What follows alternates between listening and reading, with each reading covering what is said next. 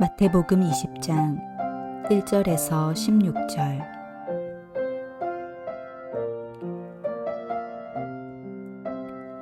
천국은 마치 품꾼을 얻어 포도원에 들여보내려고 이른 아침에 나간 집주인과 같으니, 그가 하루 한 데나리온씩 품꾼들과 약속하여 포도원에 들여보내고 또 제3시에 나가보니 장터에 놀고 서 있는 사람들이 또 있는지라.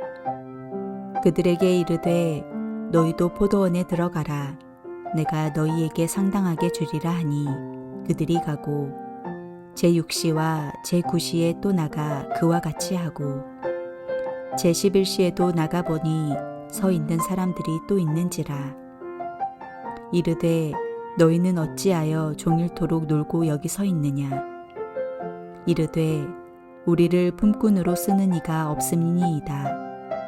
이르되 너희도 포도원에 들어가라 하니라.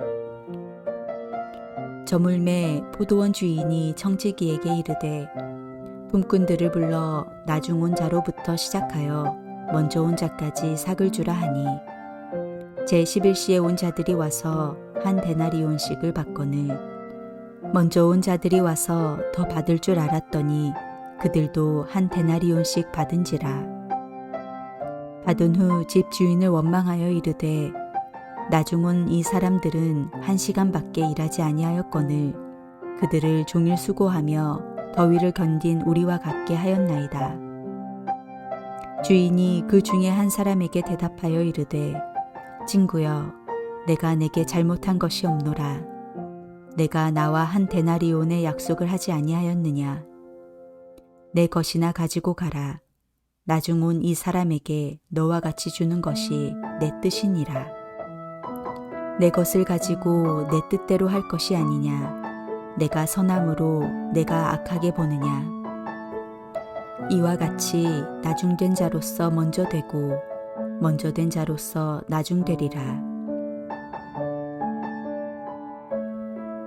오늘 본문의 말씀은 하나님 나라에 대한 비유입니다.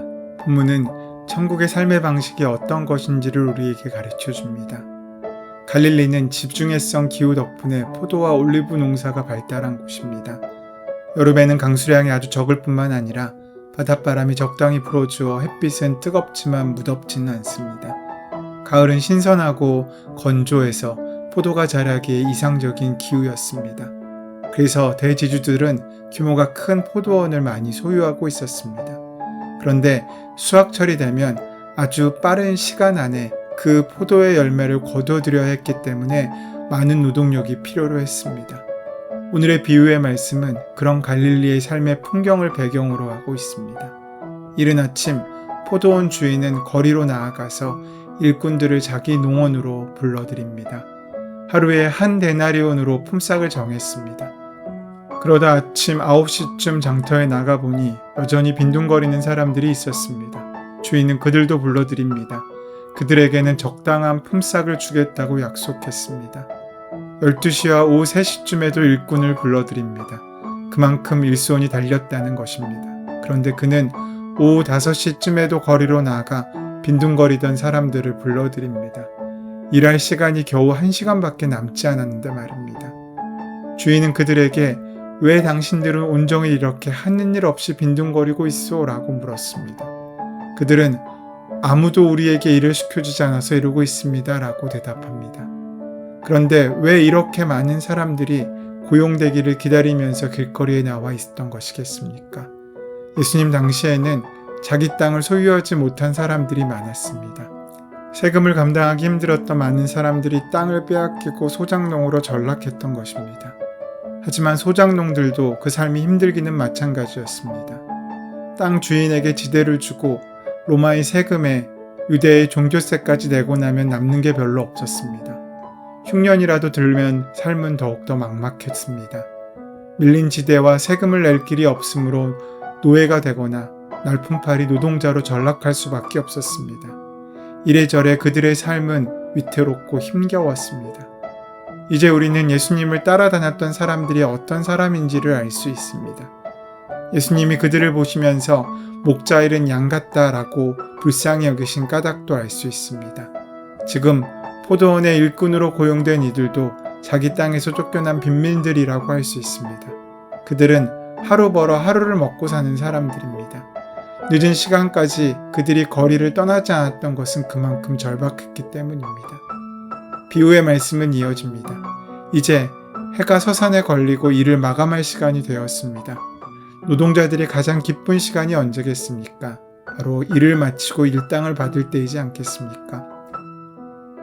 이제 포도원의 일꾼들도 품삯을 받으려고 모여들었습니다. 포도원 주인은 관리인에게 맨 나중에 온 사람들부터 시작하여 맨 처음 온 사람들에게까지 품삯을 치르라고 말합니다. 모두 조금 이상하다고 생각했지만 굳이 이 일을 제기하지 않았습니다. 그런데 그들이 깜짝 놀랄 일이 생깁니다. 오후 5시쯤에 와서 겨우 한두 시간 일을 한 일꾼에게 한 데나리온이라는 큰 돈이 지급되었기 때문입니다. 맨 처음 왔던 사람들의 마음이 설레었을 것입니다. 주인이 분명히 더 많이 일한 그들에게는 더 많은 보상을 해줄 거라는 기대가 생겼을 테니 말입니다.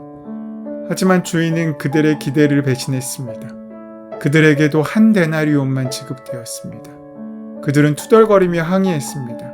한마디로 불공평하다는 것입니다. 어느새 자신들을 눈여겨보고 일할 수 있는 기회를 주었던 주인에 대한 고마움은 사라져버렸습니다. 부당하게 대우받는다는 생각이 그들을 압도했습니다. 주인은 졸지에 부당한 사람이 되었습니다. 잠시 여러분이 그 자리에 있었더라면 어땠을까 생각해 보십시오. 이쯤에서 우리는 이 비유가 하나님 나라에 대한 비유임을 다시 한번 기억할 필요가 있습니다. 예수님은 이 비유를 통해서 진정한 공평이 무엇인지를 말씀해 주고 있으십니다. 우리는 일한 만큼 받는 것이 공정하다고 생각합니다. 하지만 예수님께서는 산술적인 평등함이 공정함이 아니라고 말씀하십니다. 주인은 노동 시간이나 노동 강도에 맞게 임금을 지급하지 않습니다. 그는 절박한 처지에 있는 그들의 형편에 맞게 대우를 한 것입니다. 이것이 바로 하나님 나라의 셈법입니다. 그래도 공정하지 않다는 생각이 들 것입니다. 하지만 잊지 마십시오. 은혜와 자비의 본질은 공정하지 않다는 것입니다. 오늘 우리가 구원을 받은 것은 그럴 만한 자격이 있어서가 아닙니다. 용서하시고 용납하시는 하나님의 사랑 덕분입니다. 우리의 공로가 없기에 우리는 다른 사람의 구원에도 왈가왈부할 수 없습니다. 하나님께서는 우리의 작은 노력도 크게 여겨주십니다. 후하게 셈쳐주신다는 말입니다. 그런데도 불구하고 우리는 주님의 은혜에 대해 불만을 가질 때가 많습니다. 예수님께서는 이 비유의 말씀을 통해 절박한 처지에 몰린 동료들에게 베풀어진 호의를 흔쾌히 받아들이지 못하는 편협한 마음을 폭로하고 있으십니다. 만몬이 지배하는 세상에 사는 우리들의 마음은 참으로 많이 강팍해졌습니다. 산술적이고 기계적인 공평함이 아니라 생명이라는 관점에서 사고하고 행동하는 능력이 퇴화되었습니다. 이런 마음이 우리 사회를 지옥으로 만들고 있는 것입니다. 우리는 배고픈 건 참아도 배고픈 것은 참지 못할 때가 많습니다. 그래서 다른 사람의 축복과 다른 사람이 더 많은 것을 얻는 것을 보고 배 아픈 마음에 오히려 더 힘들고 어려운 시간을 보낼 때가 많습니다. 누군가에게 주어진 사랑을 사심 없이 함께 기뻐할 줄 아는 마음이 하나님 나라의 마음임에도 불구하고 우리는 시기하고 원망하고 비교하느라 그 마음을 잊고 살 때가 많습니다. 더 배고픈 사람에게 차례를 양보하고 사회적 약자들을 배려하는 그 마음, 예수님은 바로 그런 마음이야말로 하나님 나라에 속한 마음이라고 말씀하고 있으십니다. 자신이 이루어놓은 작은 일이 다른 사람에게 무엇인가 도움을 주는 인생이 기쁨의 인생이고 의미 있는 인생입니다. 그리스도인의 삶은 나만을 위한 욕심을 이루는 삶이 아니라 우리를 위한 하나님의 사랑을 이루어가는 삶이어야 합니다. 그것이 내게 주신 사명이고 그렇게 내게 주신 그 사명을 이루는 것이 우리의 인생의 보람일 수 있습니다. 탈무드는 오늘은 최초의 날이자 최후의 날이다. 현재를 열심히 사는 수밖에 없다라고 말하고 있습니다. 현재를 열심히 사는 것이 마지막을 잘 장식하는 것이라는 것입니다. 현재를 알뜰하게 사는 것이 미래를 준비하는 것입니다. 사랑하는 여러분, 오늘이 여러분의 마지막 날이라면 여러분은 무엇을 하시겠습니까? 이제 여러분의 삶 가운데 1시간밖에 남지 않았다면 무엇을 하시겠습니까?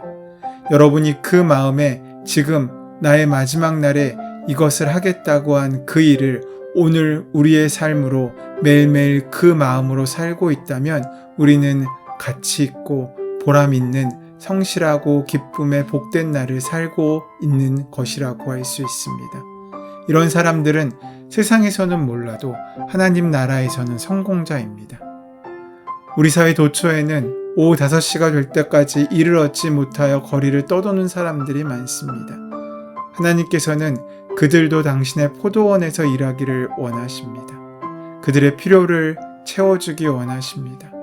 우리 주변에 밥을 굶는 사람들이 있다면 그것은 우리 사회의 수치입니다. 생존을 위하여 필요한 기본적인 것을 제공하지 않고 그런 사람들을 업신여기고 그런 사람들을 못 본 척하는 삶은 그 사회는 병든 삶이고 병든 사회일 수밖에 없습니다. 사순절의 3번째 주일을 지나면서 우리가 극복해야 하는 것이 바로 그런 마음의 인색함들입니다.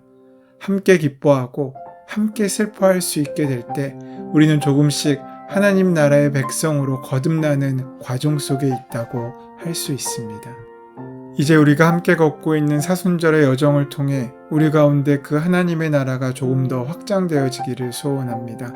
그래서 서로 용납하고 서로 받아들이고 누군가의 복된 결과들에 사심없이 박수칠 수 있고 함께 기쁨을 더하며 슬픔을 나누는 귀하고 복된 삶을 살아가는 저와 여러분 되시기를 소원하고 축원합니다. 은혜의 주님, 우리가 세상을 바라보고 살아갈 때 나를 중심으로 사는 것이 아니라 하나님을 중심으로 살 수 있도록 우리의 마음과 삶 가운데 하나님의 중심의 귀한 은혜의 선하심을 만나갈 수 있도록 채우시고 인도하여 주시옵소서. 우리 주 예수 그리스도의 이름으로 기도드립니다. 아멘.